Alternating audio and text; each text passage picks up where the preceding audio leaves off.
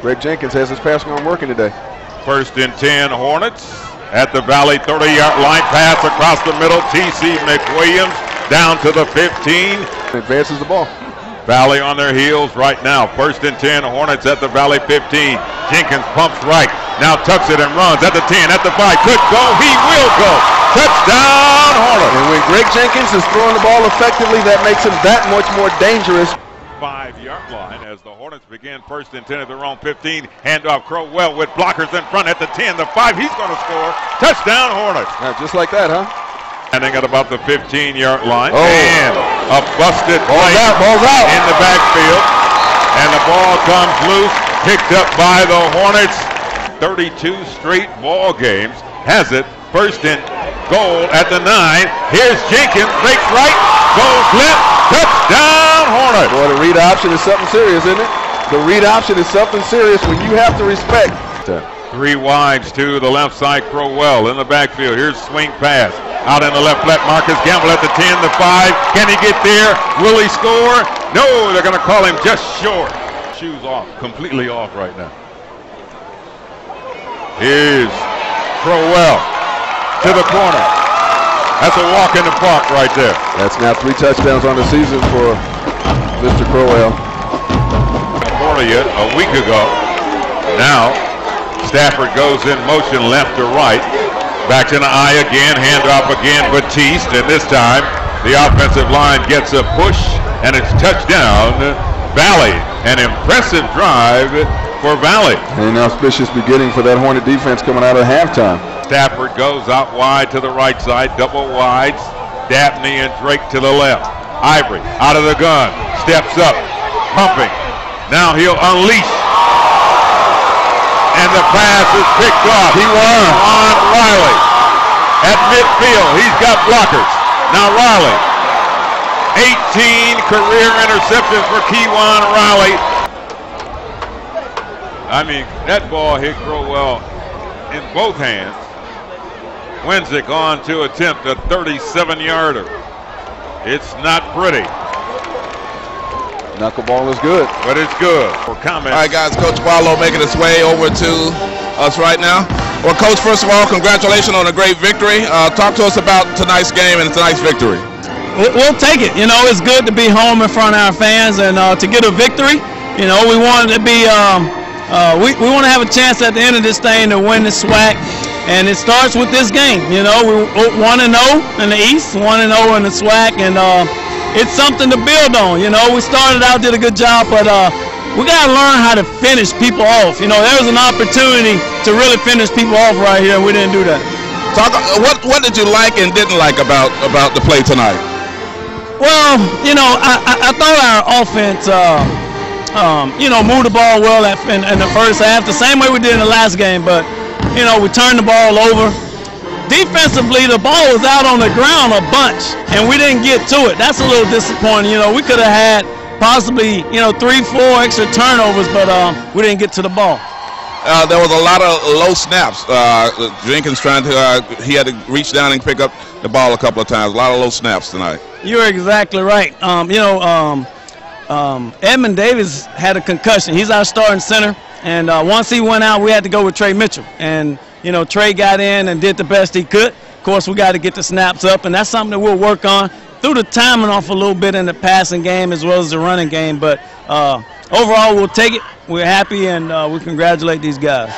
Oh, talk a little bit about the running game and the play of Isaiah Crowell. Q McKibben's out with Malcolm Cyrus and Crowell back there running. Well, we know Isaiah is a strong runner, and he does a good job for us. And I was happy to see Malcolm Cyrus get some action and do a good job with the ball in his hand. So we got some guys that can run it. We got to do a better job of moving people up front, though, and I think we'll get that worked out. All right, Coach. Thanks a lot. We appreciate it. Marcus was not in. Knox was in early, right? Knox was in early, right? At cornerback? Yeah, Knox. Well, thanks so much, Rob Taylor and head coach Reggie Barlow. Tony, he pretty much answered our questions about the low snaps. Edmund Davis, the starting center, out with a concussion, or so they think, and we having to bring some guys off the bench. That's something that you can work out in practice. And we looked at a few other guys.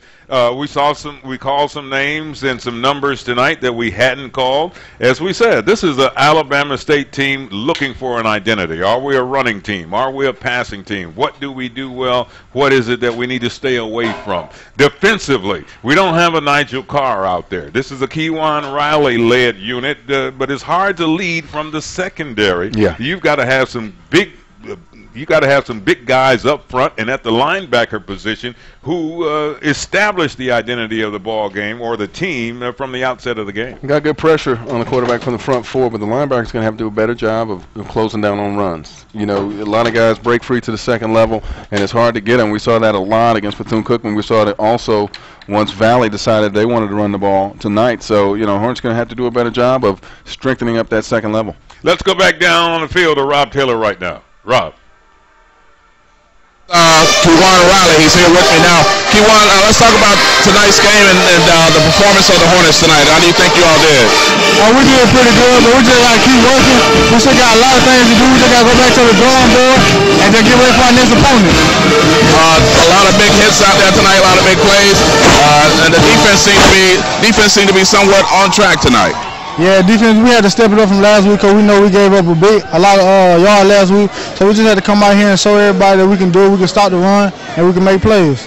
And next week, you're on the road, you're traveling down to Louisiana, it's a place that you're very familiar with, going down to Grambling. I know it's a week away, but can you talk a little bit about how big is that game and how big you all have to step up? Yeah, we're going to step over because we know they're the champions, and we know we're going down to their environment. It's going to be hostile, so we just got to keep playing. We got to stay focused and just go and watch film, a lot of film this week. All right, Kejuan, congratulations on a great victory. That's Kejuan Riley talking about tonight's game and the victory of the Alabama State University Hornets. We're going to see if we can get a few comments with quarterback Greg Jenkins as he makes his way over here as well. Guys, you just permit me here. Greg, congratulations on a great victory tonight. Talk a little bit about the play of the offense tonight. I feel like we started out pretty fast, but then in the second half, we kind of struggled again. In the second half, we just got to go back to the drawing board and just learn how to finish. Were you concerned about those low snaps that were coming your way tonight? Not really. At some point in the game, you just got to be a ball player. And you just really can't worry about stuff like that. You just fix it the next week in practice. You did a lot of running tonight as well, and of course there was a lot of big runs for you tonight. I mean, sometimes I'm just not a quarterback. Sometimes you just got to be an athlete and get the win how you can get it. And what about the play of the other backs? You have Crowell back there, Malcolm Cyrus running the ball as well. I mean, Crowell is a great running back, and we just got to find a way to get him the ball. And we did that tonight. And Malcolm Cyrus, he just like a change of pace back, and they complement each other at the end of the day. So it just worked out fine. You look like you wanted to throw the ball a number of times. But you didn't? Is it because the receivers weren't open, or you just felt like it better if you tuck it and run? Nah, it's just low snaps. When you're picking the ball up, the first thing you see is in front of you. And I try to buy time by running, looking downfield. We just got to work the scramble drill more in practice. That's all. We'll fix it. Easy fix. Okay. All right, Greg. Thanks a lot.